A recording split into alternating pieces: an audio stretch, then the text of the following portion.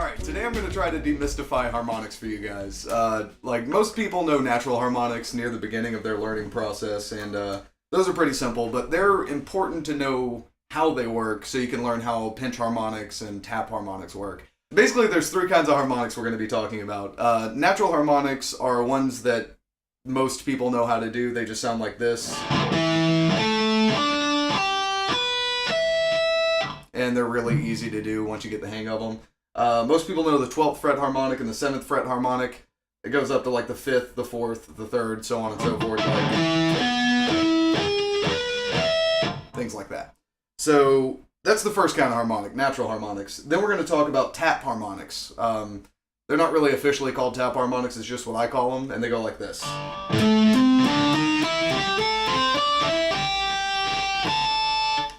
And then the third kind is the ones that are probably the hardest, or pinch harmonics.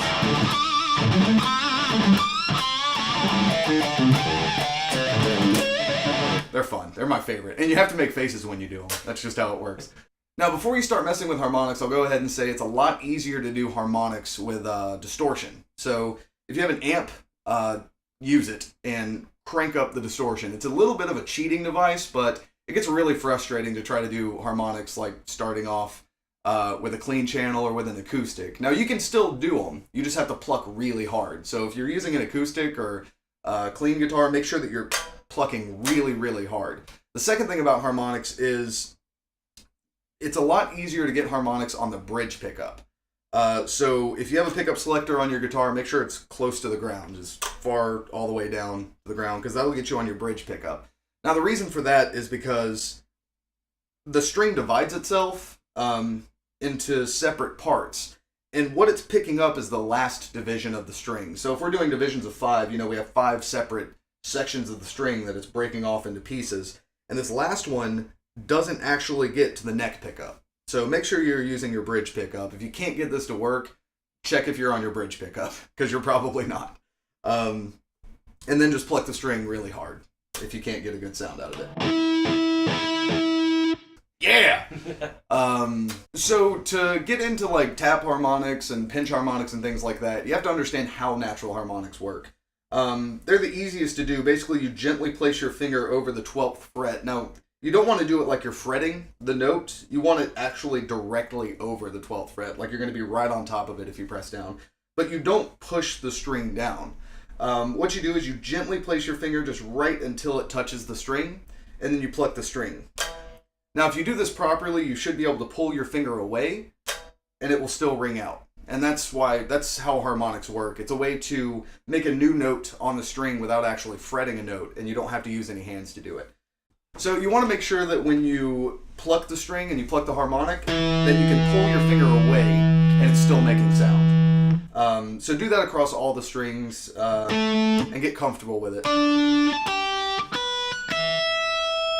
And you can also do it on the 7th fret. Now, the higher you go on the guitar, the more difficult it gets to accurately hit the string. There's a very specific point of the string that you have to hit with your finger. So it's pretty cool that we can pluck this 12th fret and move our hands away from the guitar and the note still rings out. But why does that happen? If you understand why it happens, it makes it a little bit easier to gain control over all the harmonics that you want to do. Strings have these things called nodes, and nodes are basically points of contact where the string will naturally divide itself.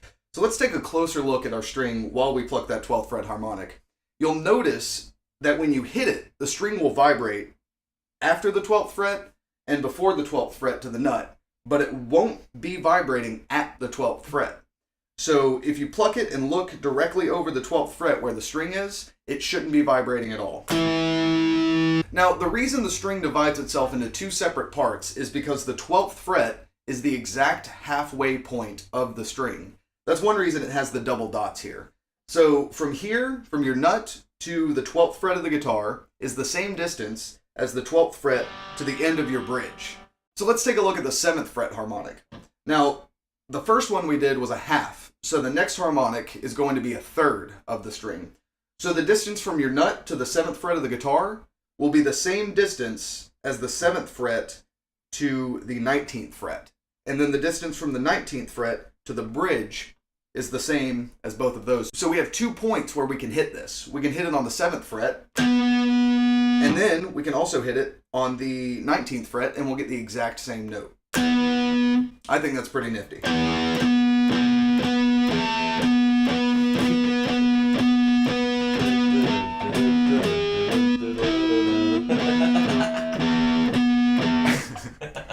This basically keeps happening. We just keep dividing the string naturally into 4s and 5s and 6s and 7s. So when we divide the string into fourths, we run across a little bit of a problem. So the 5th fret is where the string will divide itself into 1/4 of its distance.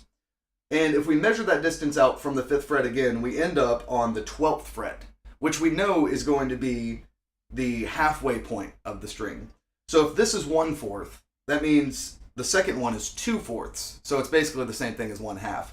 This will happen on all of the even numbers, like 1/6 and 2/6 is the same thing as 1/3. So 2/6, 1/3, 2/4, 1/2.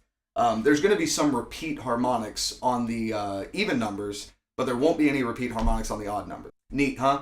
So if we keep measuring that out, we have 1 on the 5th fret, which you'll notice is an octave up from the halfway point, which is also really neat. We'll measure it up and it goes to the 12th fret, which is 2/4. And then if we go from the 12th fret to the next octave, it's going to be the 24th fret. Now, if you don't have 24 frets on your guitar, just imagine there's some frets and you'll find the right spot.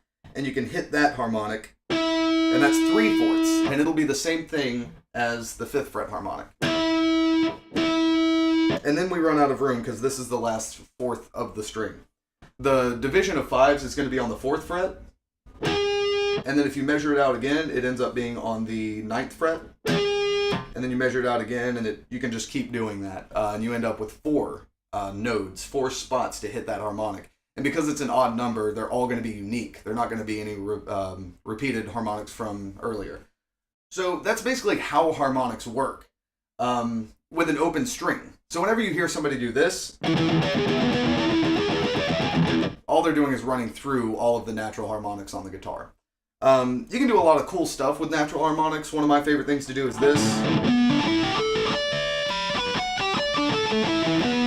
And that's just the 7th and 5th, or 7th and 12th fret harmonic. And they sound pretty neat. You can also, if you find out what notes they all are, which you can go to Wikipedia and just look up like harmonic series, which is kind of what we're discussing, they'll tell you how the notes are affected by dividing the string like this. Basically, you have an octave, and then a 5th, and then another octave, and then a major 3rd, so on and so forth. So you can play things like... And that's pretty cool. So play around with natural harmonics. The 12th, 7th, and 5th fret are the easiest ones to hit. You won't really have too much trouble getting those to ring out. As you move further down, especially if you don't have distortion, they're very hard to get to sound good. And they don't end up being directly over a fret. The string, like the harmonics have nothing to do with the frets. It just happens to fall over some frets. But once you get past the 5th fret, it's kind of the 4th fret, but it's actually a little bit before it. And then the next one's kind of on the 3rd fret, but it's a little bit after it. And then you have to get between the 3rd and the 3rd and the 2nd fret. And then a little bit closer to the 2nd fret. But the best advice I have about this is to just play around with it until you find that sweet spot. They can be really frustrating sometimes, but make sure that you just kind of move your finger around just a little bit until it sounds right. So if you get something like this, move it until it's very clear and it'll ring out. Because if you don't hit it, it ends up doing that, and you want a nice clean tone. So just move around and play with it as much as you can.